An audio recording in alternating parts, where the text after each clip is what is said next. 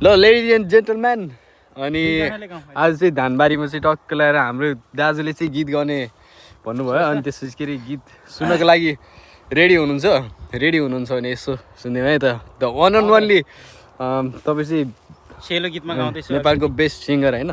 या अलिअलि म सिक्ने गाउँदैछु। ल रेडी।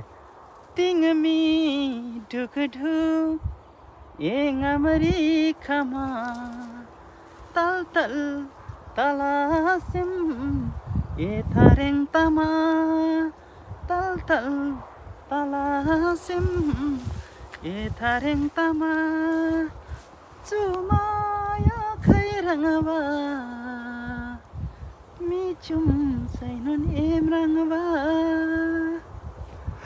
चसक्कै मुटु छ त यार तपाईँको गीतले त यार। स्वर जोस् नराम्रो भए पनि राम्रो छ, जोस् आफ्नो आत्माबाट चाहिँ एकदम याद चाहिँ आइरहने हो होइन।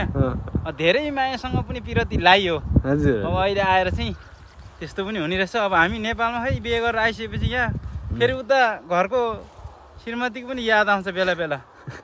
घरको श्रीमतीको याद आयो अरे तपाईँलाई? त्यही भएर जे भए पनि अब जे जस्तो भए पनि अब बाँच्नुपर्ने हुन्छ यहाँ। हजुर। नादक्ला चिनी बामाया। फेरि एउटाले मलाई छोडेर हैरान। कसले छोड्यो तपाईँलाई यार? यहाँ लभ परेको थियो पहिला होइन, कोसँग? मलाई केटीसँग? मलाईले धोका दिएर मलाई टेन्सन भयो रे।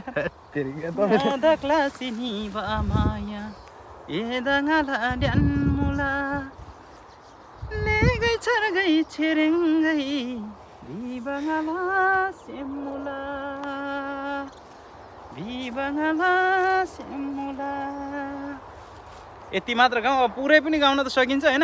यो टाइमलाई किन लस बनाइरहनु। अब फेरि पानी खानु पनि समय गर्मी मौसममा धेरै गीत गाएर मुख सुक्यो।